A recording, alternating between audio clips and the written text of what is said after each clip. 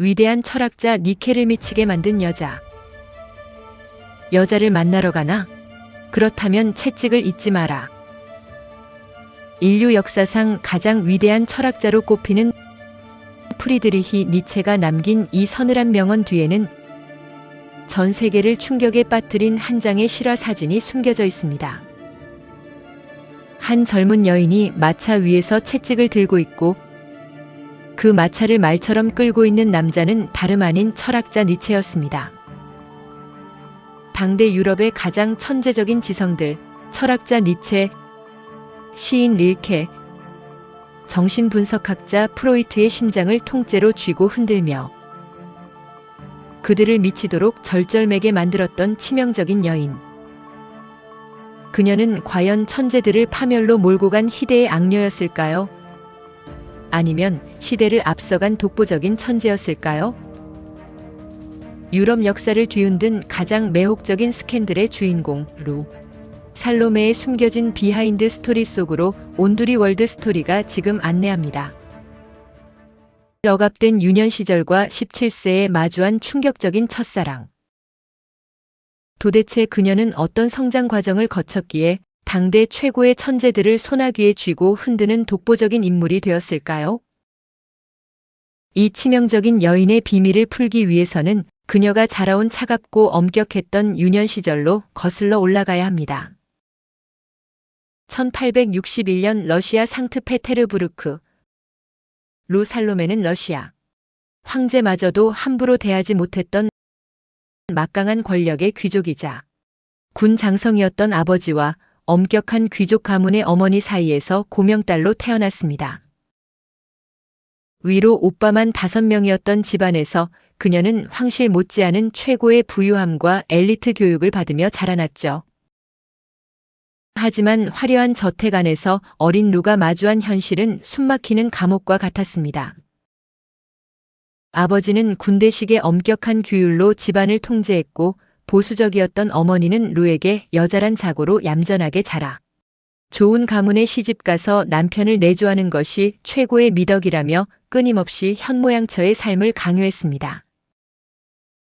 남자의 그늘에 가려 평생을 순종하며 살아야 하는 여자의 운명의 반항심을 키워가던 17세의 어느 날 외로움에 방황하던 루 앞에 42살의 매력적인 유부남 목사 하일리히 길로트가 나타납니다. 그는 루의 천재적인 재능을 알아보고 철학과 문학, 종교를 가르쳐준 첫 스승이자 세상을 떠난 아버지를 대신해 영혼을 바쳐 사랑하게 된 첫사랑이었습니다. 하지만 믿었던 스승의 진심은 추악한 욕망이었습니다. 길로트 목사는 17세에 불과한 제자 루에게 조강지처를 벌이고 그녀와 결혼하겠다며 가혹한 집착과 육체적인 요구를 해온 것입니다. 정신적인 구원자라 믿었던 스승마저 결국 자신을 한 명의 소유물로 전락시키려 한다는 사실을 깨달은 루 살로메는 거대한 충격과 환멸을 느끼게 됩니다.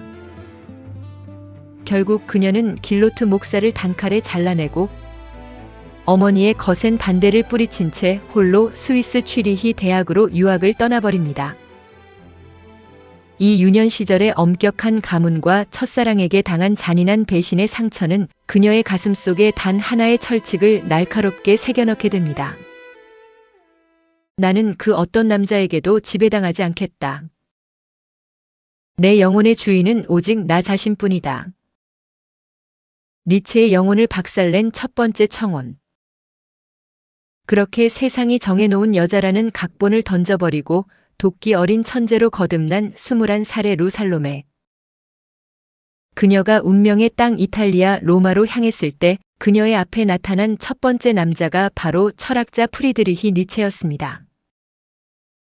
당시 40에 가까운 나이의 니체는 그녀를 만난 지 단 몇 시간 만에 내 영혼과 완벽하게 일치하는 쌍둥이를 만났다며 걷잡을 수 없는 사랑에 빠져들게 되죠. 니체는 그녀에게 평생을 함께하자며 청혼을 던집니다. 하지만 유년 시절의 상처로 남자의 소유가 되기를 끔찍이 싫어했던 루 살로메의 대반전 대답이 돌아옵니다. 나는 그 어떤 남자의 소유물도 되지 않을 것이며 오직 나의 자유를 위해서만 살 것이다. 그녀는 니체의 청혼을 단칼에 거절한 것도 모자라 니체와 또 다른 철학자 레를 양옆에 두고 자신은 마차 위에서 채찍을 든 채 사진을 찍는 파격적인 기행을 선보입니다. 지독한 시련의 고통과 질투심에 휩싸인 니체는 정신적으로 완전히 붕괴되었고 방 안에 틀어박혀 피를 토하는 심정으로 책을 써 내려가기 시작합니다. 그렇게 루살로메에게 버림받은 처절한 고통 속에서 탄생한 불후의 명작이 바로 인류의 철학서인 차라투스트라는 이렇게 말했다였습니다. 22세의 무명 시인 릴케를 세계적인 문호로 재탄생시키다. 니체의 영혼을 송두리째 흔들어 놓았던 루살로메의 치명적인 매력은 여기서 끝이 아니었습니다. 그녀가 36세가 되던 해 그녀 앞에 무려 15살 연하의 한 새파란 청년이 나타납니다. 그는 훗날 20세기 최고의 시인으로 추앙받게 되는 라이너 마리아 릴케였습니다. 당시 22세였던 릴케는 심각한 정신적 불안 증세와 나약함에 시달리던 무명의 시망생에 불과했습니다. 릴케는 루살로메를 만나자마자 그녀를 자신의 영혼을 구원해줄 여신으로 받들며 처절하게 매달렸습니다. 루살로메는 릴케의 천재성을 대번에 알아보고 그의 정신적 나약함을 혹독하게 다스리기 시작합니다. 릴케의 원래 이름이었던 여성스러운 르네를 강인한 느낌의 라이너로 바꾸어 준 것도 바로 루살로메였습니다. 그녀는 릴케와 함께 러시아 여행을 떠나 톨스토이를 만나게 하는 등 릴케의 예술적 지평을 넓혀주었고 그가 세계적인 문호로 성장할 수 있는 완벽한 영양분을 공급해 주었습니다. 남자를 지배하려 했던 유년 시절의 성향이 릴케라는 천재를 완벽하게 사육하고 길러내는 최고의 디딤돌이 된 것입니다. 릴케는 평생 그녀를 향해 당신은 내가 가장 두려워할 때 나를 지켜준 유일한 구원자였다라며 절절한 시를 바쳤습니다. 인간의 욕망을 분석하던 프로이트마저 무릎 꿇리다. 철학과 문학을 정복한 루살로메의 마지막 행선지는 인간의 내면과 욕망을 현미경처럼 들여다보던 정신분석학의 대가 지그문트 프로이트였습니다. 이미 50대가 된 루살로메는 프로이트의 연구소로 걸어 들어가 그의 최초의 여성 제자이자 동료가 됩니다.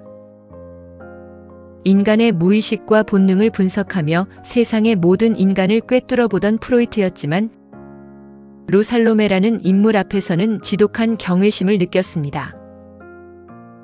프로이트는 남성 학자들의 시기 질투 속에서도 언제나 루살로메의 편을 들며 그녀를 전폭적으로 지지했습니다. 프로이트는 훗날 자서전에서 그녀를 이렇게 평가했습니다.